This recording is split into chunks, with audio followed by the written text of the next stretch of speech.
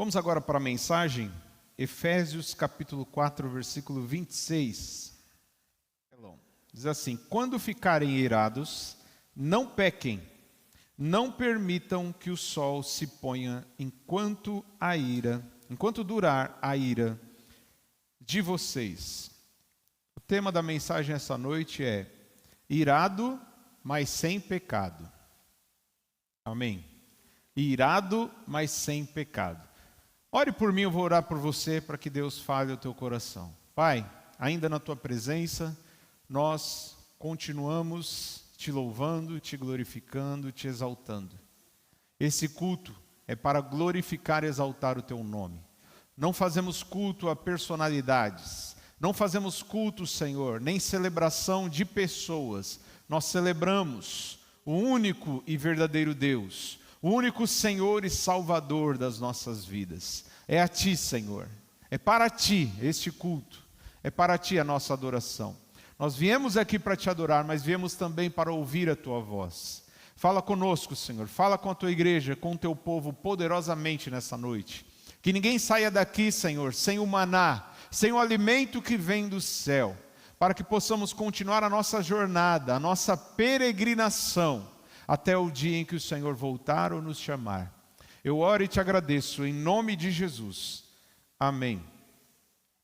Irado, mas sem pecado. É possível se irar e não pecar? Como assim? A ira não é um pecado? Aliás, de acordo com a Igreja Católica, é um dos pecados capitais. Mas, por esse texto que nós acabamos de ler, nós chegamos à conclusão que é possível você se irar e não pecar. Então, o apóstolo Paulo, inspirado pelo Senhor, ele está dizendo assim: quando vocês ficarem irados, não pequem. E aqui ele já dá uma dica de como você pode se irar sem pecar. Qual é a ferramenta que você pode usar para, apesar da ira, não cometer nenhum pecado. Não permita que o sol se ponha sobre a vossa ira, ou enquanto durar a ira de vocês. Então, se você se irar, a recomendação do Senhor é: não alimente essa ira, não guarde essa ira, não estique essa ira, não estenda essa ira para o dia seguinte. Porque há uma grande probabilidade dessa ira se transformar em um pecado. Para introduzir a mensagem, eu queria falar para vocês sobre uma notícia que eu vi essa semana. Eu não sei se vocês acompanharam, mas essa semana saiu uma pesquisa, um censo do IBGE sobre religiões no Brasil. Quem viu essa notícia? Religiões no Brasil. E de acordo com esse censo, foi feita então uma análise, um levantamento da religião como um todo, as religiões no Brasil, desde o ano de 2010 até o ano de 2022. E saiu agora o resultado. Nessa pesquisa, eles chegaram à conclusão que de 2010 até 2022, em 12 anos, os evangélicos cresceram de 21% para 27%. Então, quantos brasileiros existem? Mais de 200 milhões de brasileiros, não é isso? Desses 200 milhões, 21% é o que existia em 2010. 21% desses 200 milhões eram evangélicos, ou se declaravam evangélicos. E agora aumentou para 27%. Em contrapartida, os católicos, que sempre foram a maioria dos brasileiros, pelo menos a maioria que se declara católica, desceu de 65% para 56%. Então, eu já tenho acompanhado, até os cardeais brasileiros, que sempre, quando são entrevistados, eles são interrogados a respeito disso, que muitas vezes o catolicismo está perdendo, está diminuindo o número de adeptos ou seguidores, e eles esperam uma resposta e muitas vezes eles chegam à conclusão de que um pouco é pelo fato dos evangélicos estarem crescendo. Mas, nessa pesquisa também mostrou que o número de ateus cresceu de 7,9% para 9,3%. Então, evangélicos cresceram um pouco, católicos perderam um pouco, mas os ateus também cresceram. Então, muitos que estão deixando a igreja católica, alguns estão indo para a igreja evangélica. Outros estão mergulhando no ateísmo, estão deixando de acreditar na existência de Deus. Só que também fizeram um levantamento sobre as religiões afro-brasileiras, Umbanda, Candomblé. E nesse período elas triplicaram. Quando a gente fala, né, triplicaram, já as pessoas pensam, nossa, então quantos por cento tem? Subiu de 0,3% para 1%. Mesmo triplicando, eles representam 1% dos brasileiros. E o que eu quero dizer com tudo isso, meus irmãos? O número de cristãos continua crescendo. Por mais que nos católicos está diminuindo o número de seguidores, como nos evangélicos tem crescido, os dois juntos, evangélicos e católicos, que representam o cristianismo, eles somam mais de 80%. Mais de 80% da nossa nação se declara cristã, seguidora de Jesus, certo? Em 1872, fizeram um censo e 99,7% se declaravam católicos. Os católicos eram 99% no ano de 1872. E hoje, eles são 56%. Porém, aumentou o número de evangélicos. Então, ainda assim estamos com um número, somos maioria, né? Evangélicos estão crescendo, e aí fica a pergunta: será que o número de evangélicos que tem aumentado é um sinal de que um grande avivamento tem começado a surgir na nação brasileira?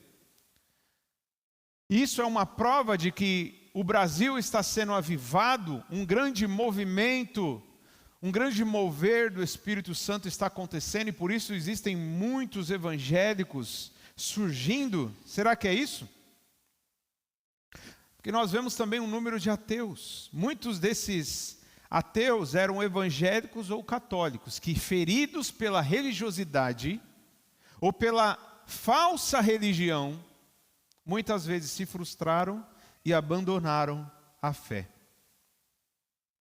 Evangélicos crescem, mas resta a dúvida: estamos com mais discípulos de Cristo ou apenas mais religiosos?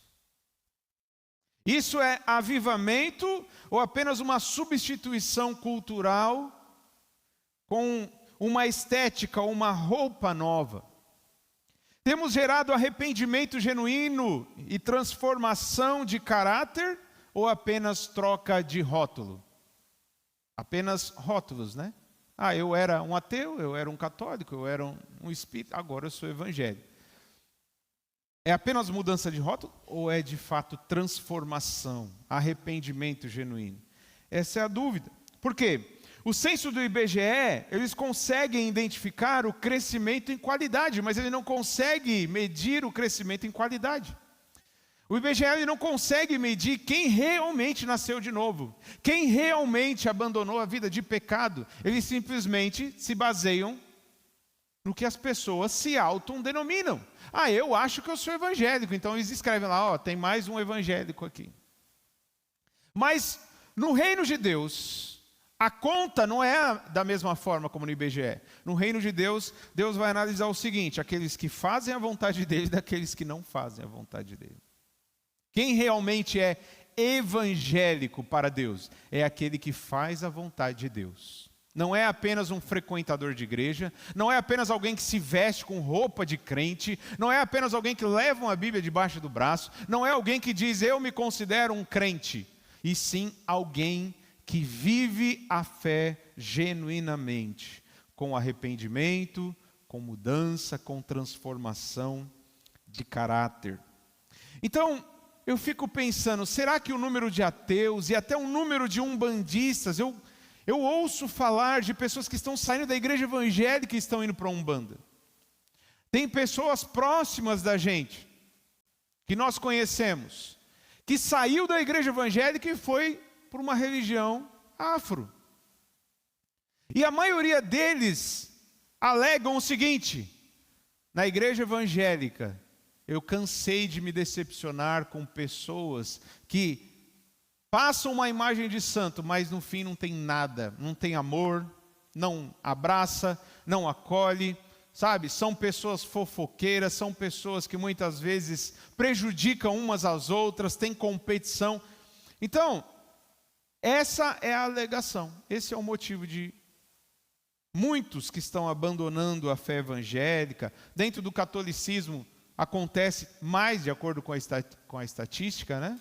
Muitos se escandalizando com líderes religiosos, com a conduta e a postura das pessoas dentro da igreja. E nós estamos falando aqui sobre ira, né? É possível você se irar e não pecar. Mas o que tem acontecido é que muitos que se declaram evangélicos têm dado lugar à ira, têm alimentado a ira, têm se enchido de ira e têm, por isso, muitas vezes mergulhado no pecado que é consequência da ira. O primeiro ponto é possível se irar sem pecar? Nós vemos em Mateus 11, 29, Jesus dizer que ele era manso e humilde de coração. O manso é aquele que não se ira facilmente, é aquele que se controla. Olha aí o que Jesus diz: tomem sobre vocês o meu jugo e aprendam de mim, porque sou manso e humilde de coração, e vocês encontrarão descanso para a alma de vocês. Mas em João 2, Evangelho de João capítulo 2, versículo 13, nós vemos uma situação em que Jesus viveu, que fizeram muitas pessoas pensarem que Jesus pecou, porque ele se irou. Acompanhem comigo. João 2,13 diz: quando já se aproximava a Páscoa judaica, Jesus subiu a Jerusalém. No pátio do templo encontrou alguns vendendo bois, ovelhas e pombas, e outros sentados diante de mesas trocando dinheiro. Então ele fez um chicote de cordas e expulsou todos do templo, bem como as ovelhas e os bois. Espalhou as moedas dos cambistas, virou as suas mesas e disse aos que vendiam pombas: tirem essas coisas daqui, parem de fazer da casa do meu pai um mercado. Os seus discípulos lembraram-se do que está escrito: o zelo pela tua casa me consumirá.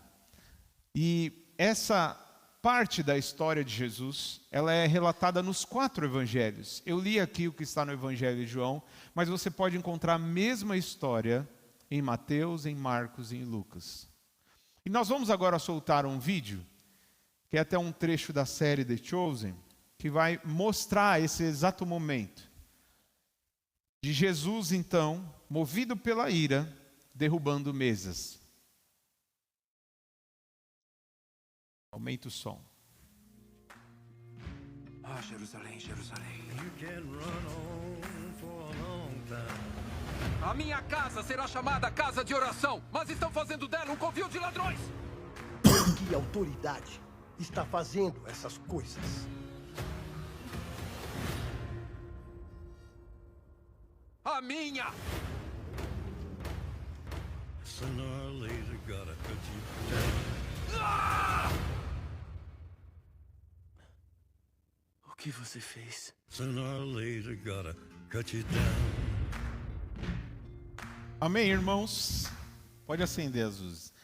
Então, Jesus saiu chutando tudo, e a Bíblia de fato relata que até um chicote ele pegou para tirar aquele comércio que estava acontecendo dentro da igreja. A gente sabe que muitas pessoas não entram na igreja porque acham que igreja é um lugar que é só para pedir dinheiro, é só para, pastor que acaba ficando rico, vivendo no luxo, porque é só pedindo dinheiro, é comércio disso, é comércio daquilo, e talvez para a gente fazer esse jantar, muitos já podem pensar, estão já visando lucro mais uma vez. Não, não é verdade. A gente sabe que existem muitas igrejas evangélicas que podem ter essa motivação, que às vezes são apenas empresas disfarçadas de religião, disfarçada de igreja evangélica, mas na verdade são empresas com fins lucrativos. Não é a nossa intenção, não é a nossa motivação, é por isso que aqui ninguém recebe salário, ninguém é obrigado a dar 10% aqui, como em muitas igrejas que existe até algum tipo de manipulação para que as pessoas deem os 10%. Aqui você dá aquilo que Deus colocar no teu coração. Se for 10%, se você quiser dizimar, você dizima. Se você quiser ofertar, você oferta. Se você não ofertar nada, meu irmão, e às vezes você fala assim, eu não tenho condições, a igreja ainda vai estender a mão para te ajudar e ofertar na sua vida. Porque é esse o modelo que nós aprendemos com Jesus. Então a igreja não tem como objetivo fazer um comércio usando a fé. A igreja tem o objetivo de pregar o evangelho para salvar aquele que está perdido. Mas a igreja também tem o objetivo de edificar aqueles que já são salvos, de ajudar os já salvos a continuarem no caminho da salvação, crescendo em santidade, em amor e justiça. Esse é o objetivo da igreja, certo? Mas desde a época de Jesus já existiam pessoas que queriam se aproveitar da fé das pessoas para lucrar. Então Jesus, ele foi movido pelo zelo. O zelo acabou trazendo ira em Jesus. Agora, Jesus pecou, meu irmão. Talvez para os fariseus, Jesus, ele era o pior dos pecadores, né? Para os líderes religiosos judeus, Jesus cometeu um absurdo, foi um pecado. Ele foi agressivo, ele acabou ali prejudicando o comércio de pessoas. Mas nós vemos pelo próprio texto os discípulos lembrarem, o zelo pela tua casa me consumirá. E ele diz, vocês estão fazendo da minha casa, a minha casa que deveria ser chamada casa de oração, vocês fizeram um lugar cheio de ladrões, cheio de pessoas más. Então, amados irmãos, Jesus, ele não pecou, ele se irou, mas ele não agrediu ninguém fisicamente, ele agrediu o objeto, os bens materiais. Mas primeiro, as pessoas não tinham o direito de estar ali. Jesus estava ali demonstrando a sua ira como Deus. Lembrando que Jesus é Deus. Ele era 100% Deus e 100% homem. Para nós que cremos na Trindade, nós cremos que tanto o Pai como o Filho como o Espírito Santo, eles são um único Deus, que se manifesta em 3 pessoas.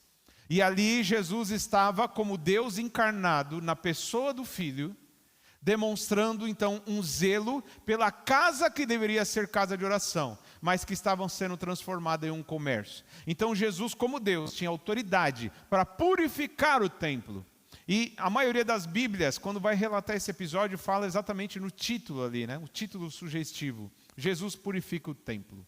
Então Jesus estava purificando o templo. A motivação dele não era prejudicar fisicamente ninguém, e sim purificar, restaurar a ordem no templo, num contexto que ainda estava de antiga aliança. Então a motivação era o zelo. E Jesus mostrou que é possível se irar sem pecar. Jesus não agrediu pessoas, nem falou palavras torpes, porque o que acontece com a gente quando a gente fica irado?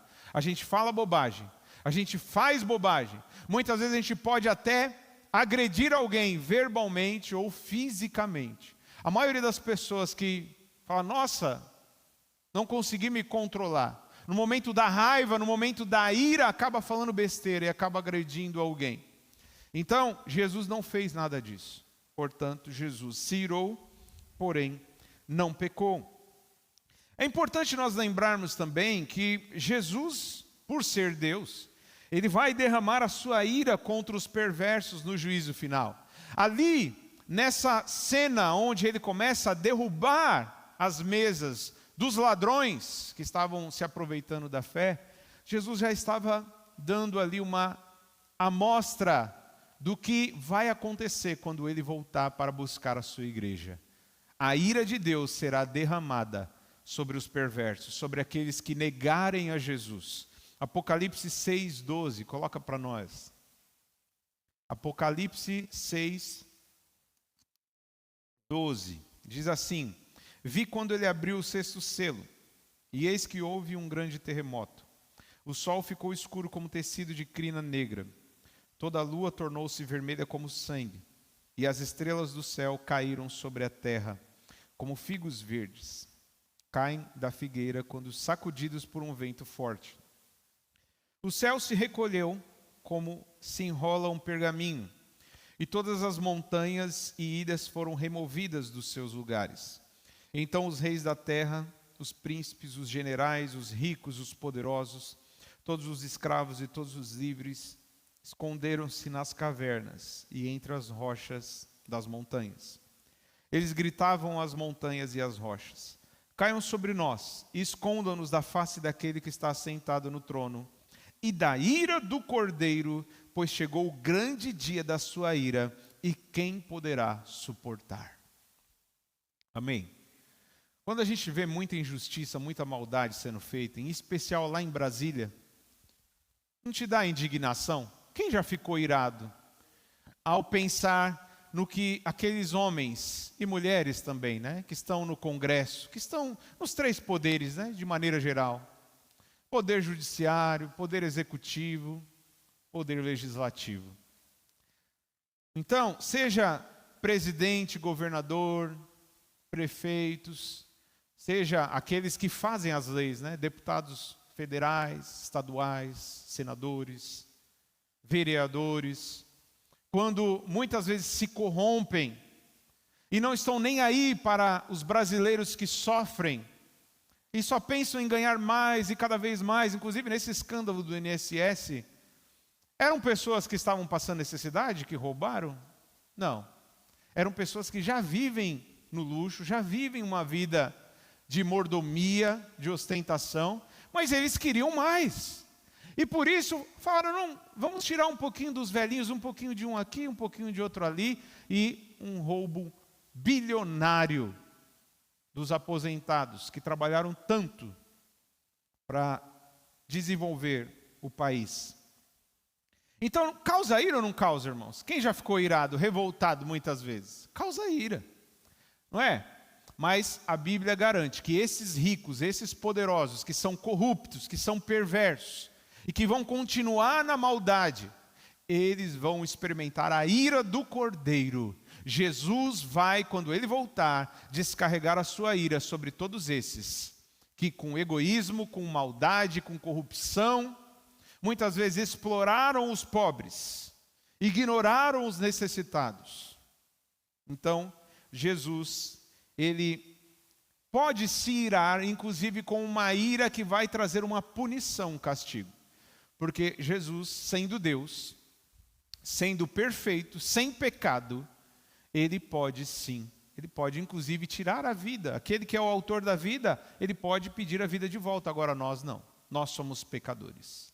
Então, se nós muitas vezes dependemos da graça e da misericórdia, nós temos que oferecer graça e misericórdia. Não podemos usar Jesus como desculpa para sair chutando tudo. Não, porque Jesus de fato estava ali como Deus, já demonstrando uma prévia da sua ira contra toda maldade. E ele estava purificando o templo num contexto ainda do judaísmo do Antigo Testamento.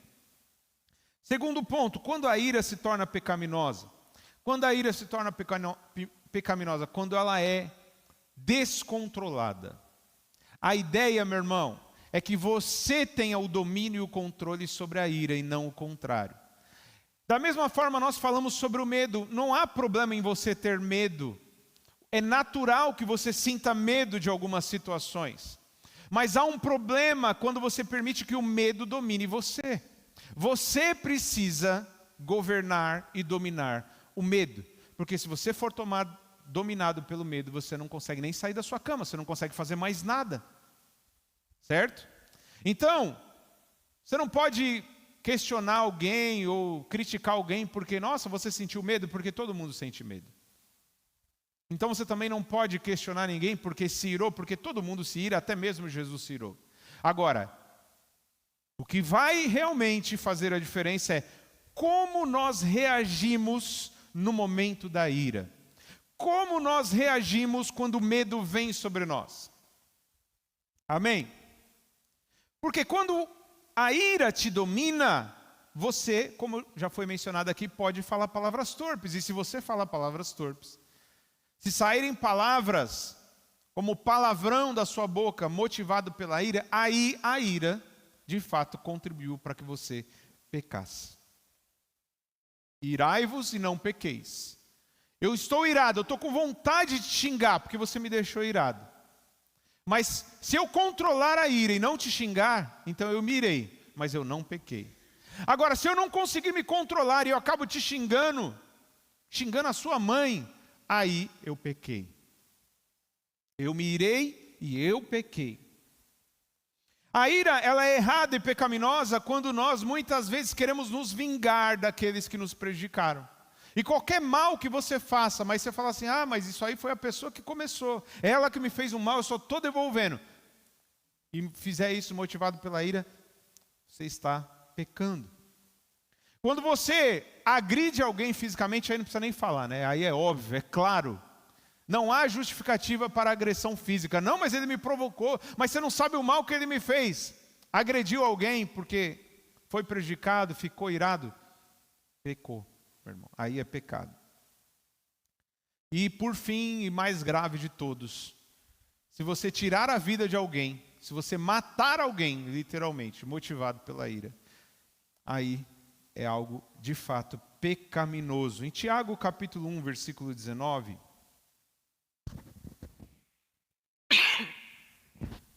Tiago capítulo 1, versículo 19, diz assim: meus amados irmãos, tenham isso em mente, sejam todos prontos para ouvir, tardios para falar e tardios para irar-se, pois a ira do homem não produz a justiça de Deus.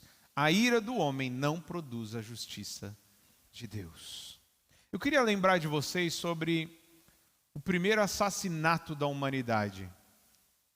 Foi dos primeiros filhos que nasceram de Adão e Eva. Quem conhece Adão e Eva? E sabe que os primeiros filhos foram Caim e Abel. E a Bíblia diz que Abel, ele deu ofertas dos recursos que ele tinha. Ele criava animais e ele deu o melhor da sua criação como oferta para Deus. E Deus se agradou da oferta de Abel. E Caim, que era um agricultor, ele deu qualquer coisa para Deus, e Deus não se agradou da oferta de Caim. Olha comigo, Gênesis 4, acompanhe comigo. Gênesis 4, 3. Capítulo 4, versículo 3. Passado algum tempo, Caim entregou ao Senhor uma oferta dos frutos da terra. Abel também trouxe as primeiras crias do seu rebanho com as partes gordas. O Senhor olhou com agrado para Abel e a sua oferta, mas não para Caim e a oferta deste. Por isso, a ira de Caim se acendeu e o seu semblante desfaleceu. Então o Senhor disse a Caim: por que você está irado? Por que desfaleceu o seu semblante? Se você fizer o bem, não se levantará? Se porém não o fizer, saiba que o pecado o espreita à porta. Ele deseja governá-lo, mas você deve dominá-lo. Caim falou com seu irmão Abel: vamos para o campo. Quando estavam lá, Caim atacou Abel, o seu irmão, e o matou. Então, a Bíblia diz que Caim, ele se encheu de ira. Quando percebeu que Deus se agradou mais da oferta do irmão dele do que a oferta dele, ele se encheu de ira. Deus percebeu esse sentimento e falou assim: por que você está assim? Cuidado, Caim, olha, o pecado está batendo na sua porta, mas cabe a você dominá-lo. Você que decide se quer ser dominado pelo pecado, ou se você quer dominar o pecado e vencer, para não fazer nenhum tipo de besteira. Se você fizer o bem, você vai ser recompensado, você vai se levantar. Agora, se você fizer o mal, se você não fizer o bem, saiba que o pecado está à porta. Então, meu irmão, ele foi lá e matou o seu próprio irmão. Ele matou o seu irmão. E qual era a motivação dele? A ira. Ele poderia se irar, ele poderia ficar com raiva. Poxa, eu ofertei para Deus, Deus não gostou da minha, só gostou da oferta do meu irmão. Ele poderia se irar. Mas se ele não agredisse, se ele não matasse o seu irmão, ele estaria bem. Ele ia estar irado e não ia cometer nenhum pecado. Nós vemos o caso do próprio Moisés, e com Moisés nós entendemos que até mesmo os homens mais mansos podem explodir no momento da ira. Às vezes a gente vê pessoas que são mais calmas, né? Mais mansas, falam assim, isso aí é calma. E aí alguns falam, mas quando esses explodem, os negócios explodem para, né? Que mesmo os mansos podem explodir. Em Números capítulo 12, versículo 3, fala que Moisés era o homem mais manso da terra. Em algumas traduções vai falar humilde, mas nas traduções mais conhecidas vai falar que ele era o homem mais manso, mais do que qualquer outro sobre a terra. Na NAA vai falar manso. Na Revista Corrigida também vai falar manso. Na Corrigida Fiel, Almeida Corrigida Fiel vai falar manso. Olha aí, Moisés era um homem muito manso, mais do que qualquer outro sobre a terra. Mas em Êxodo capítulo 2, versículo 11, fala que Moisés, quando ele ainda era um príncipe no Egito, ele sabia que o seu povo, o povo hebreu, estava sendo escravizado. Ele percebeu um soldado batendo no povo hebreu. Ele ficou movido por ira. Ele achou aquilo muito injusto e ele foi lá e matou um soldado egípcio, por causa da opressão que esse homem estava fazendo com o escravo hebreu. Então mesmo o homem mais manso da terra já foi capaz de, motivado pela ira, cometer um pecado, cometer um assassinato. Ele matou um homem, ele matou um soldado. Então nós sabemos que muitas vezes, até mesmo os homens de Deus, Deus faz questão de não esconder os seus pecados, de não esconder que eles eram humanos e sujeitos a cometer coisas terríveis. E Moisés só fez isso porque ele foi motivado pela ira. Terceiro e último ponto é como nós podemos controlar a nossa ira. Lembrando o conselho que Deus deu para Caim. Caim, o pecado está à porta, mas cabe a ti dominá-lo. Você tem o poder de dominar a ira quando ela vem sobre você. Não deixe o sol se pôr sobre a sua ira, é o conselho que nós aprendemos na palavra de Deus. Não deixe essa ira para o dia seguinte. Tenta resolver, tenta perdoar, tenta usar da misericórdia e apaziguar a sua ira antes de chegar o dia seguinte. Por quê? Aquilo pode se tornar uma amargura. Uma pessoa amargurada, uma pessoa ressentida, ela pode causar um mal para ela mesma. A gente sabe que até mesmo câncer pode vir da alimentação industrializada, pode vir da poluição, mas pode vir também de questões mal resolvidas. Pode vir também da falta de perdão. Uma pessoa que não consegue perdoar, uma pessoa que é iracunda, uma pessoa que é ressentida e amargurada, ela pode adoecer. Porque aquilo é como um veneno, é como uma comida estragada.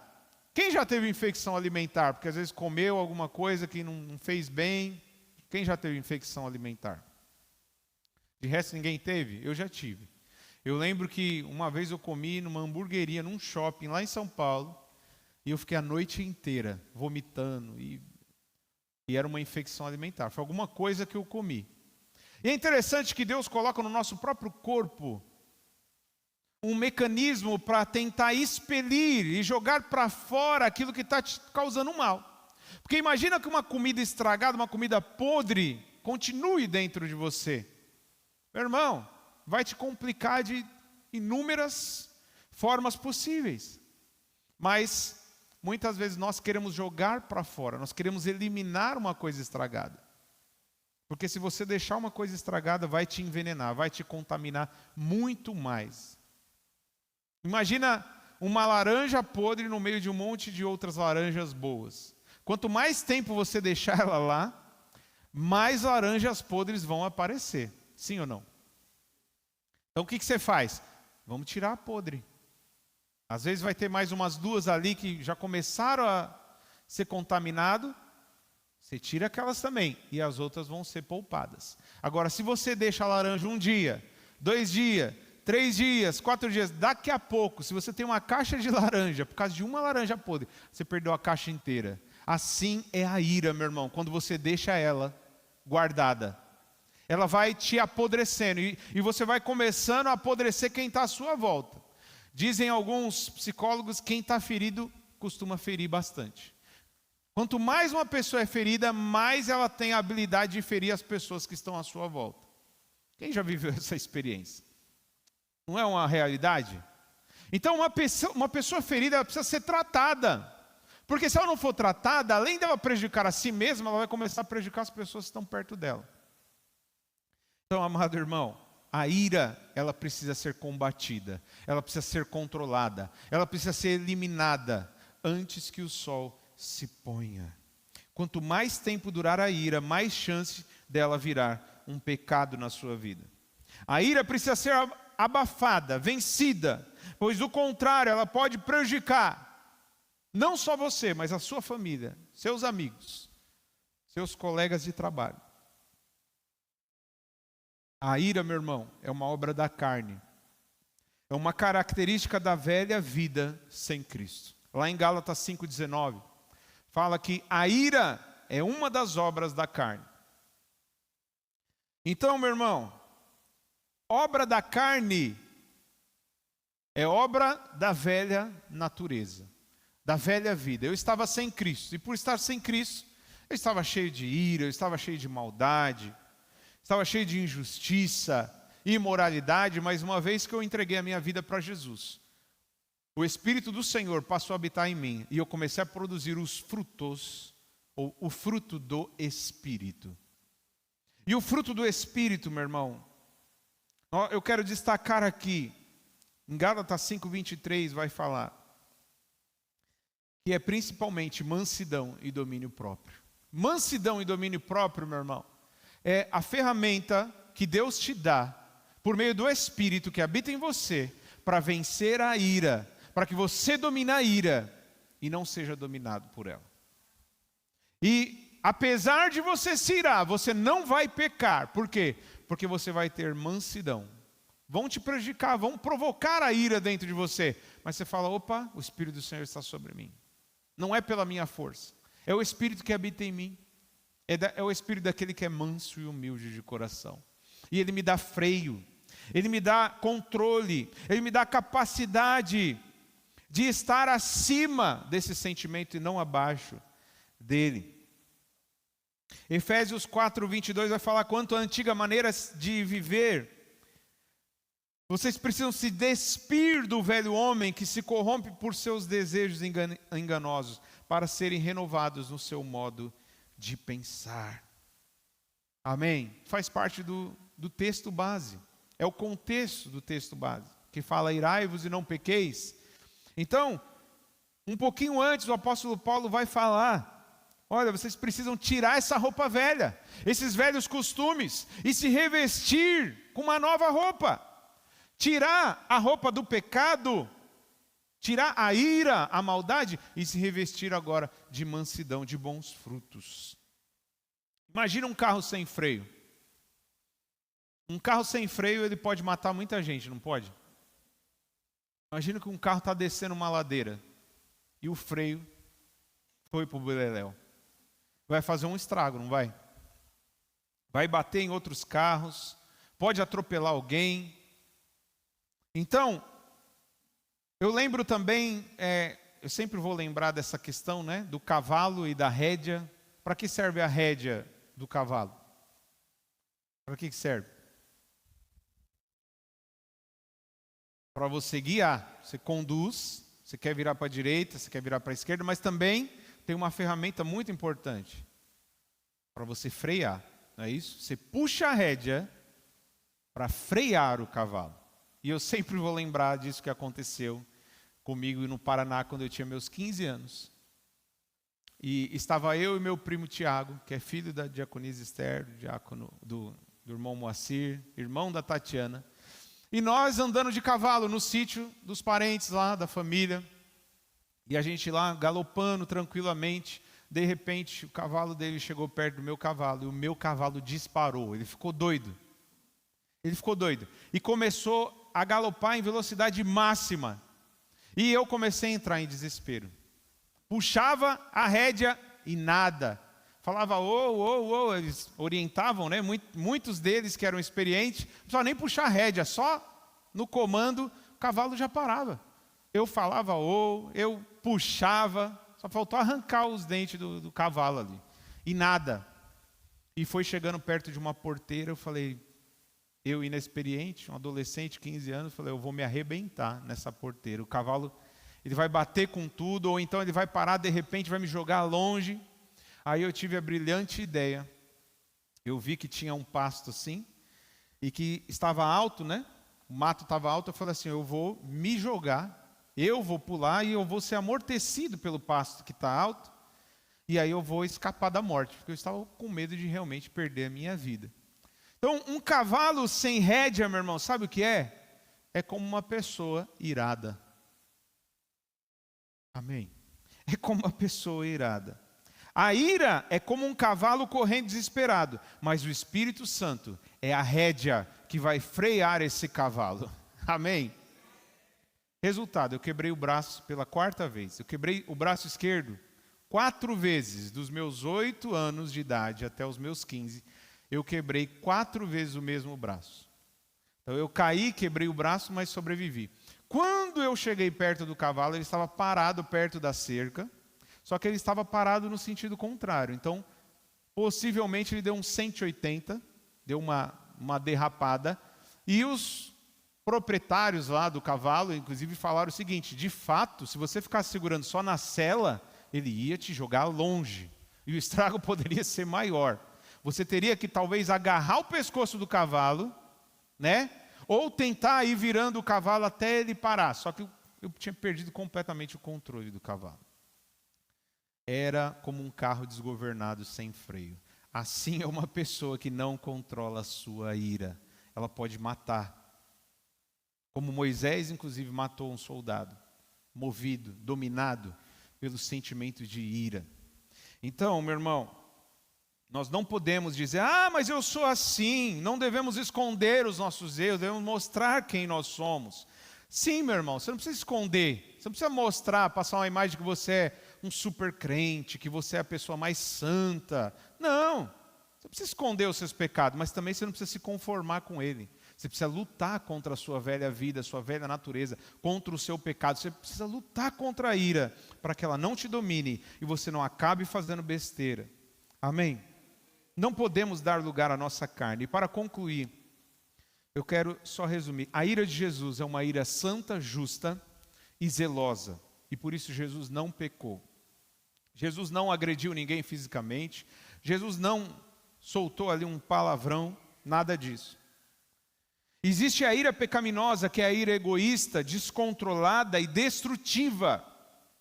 Ela pode agredir alguém e pode assassinar alguém. Essa é a ira pecaminosa. E existe a ira controlada. É uma ira que ela é dominada rapidamente. Ela é uma ira que ela tem freio. O sol não se põe com a ira permanente na vida dessa pessoa. Somente se enchendo do Espírito de Deus, meu irmão. Somente se enchendo do Espírito de Deus. É para isso que nós estamos aqui. Nós estamos aqui na igreja, meu irmão, para adorar a Deus, mas estamos aqui também para nos encher do Espírito de Deus. Porque quanto mais cheio do Espírito de Deus, meu irmão, quanto mais você adora Ele em espírito e em verdade, quanto mais você ora, ouve a voz dEle e obedece, meu irmão, mais você se enche do Espírito. E mais cheio do Espírito, mais fruto do Espírito vai aparecer na sua vida. Mais mansidão, mais domínio próprio. A ira vai vir, pessoas vão provocar a ira dentro de você, porém você vai ter domínio, você vai ter controle e você não vai transformar essa ira em pecado. Você, meu irmão, estará por cima da ira e não por baixo. Se coloque de pé em nome de Jesus. Eu não quero ver mais pessoas saindo da igreja, seja evangélica, seja qual for, porque se escandalizou de repente com pessoas que, motivado pela ira, falaram besteira, fizeram besteira, até agrediram. Eu ouvi alguém falar sobre o caso de um casal que estava dando carona para outro casal. E tudo crente. Então, um casal na frente e um casal atrás do carro. E aí, o casal que estava atrás, inclusive, era um pastor e a sua esposa. E de repente, o casal que estava na frente, estavam ali, e no meio de uma conversa, a mulher deu um tapa na cara do seu marido, na frente do casal que estava atrás. Tudo crente. Aí eu fico pensando, se é um ímpio no banco de trás, eu falo assim, jamais eu vou querer ser evangélico, jamais. Evangélico é isso aí? Crente é isso? Eu não quero ser. Então, meu irmão, muitas vezes nós que estamos aqui trabalhando para ganhar almas, se nós não tomarmos cuidado, se nós formos dominados pelo sentimento, como ira, é um exemplo apenas, nós podemos afastar as pessoas da igreja. E eu quero ver as pessoas sendo salvas, transformadas. Mas antes, nós precisamos ser transformados. Nós precisamos vencer a ira e tantos outros sentimentos que podem nos levar ao pecado. Amém? Levante suas mãos, feche seus olhos.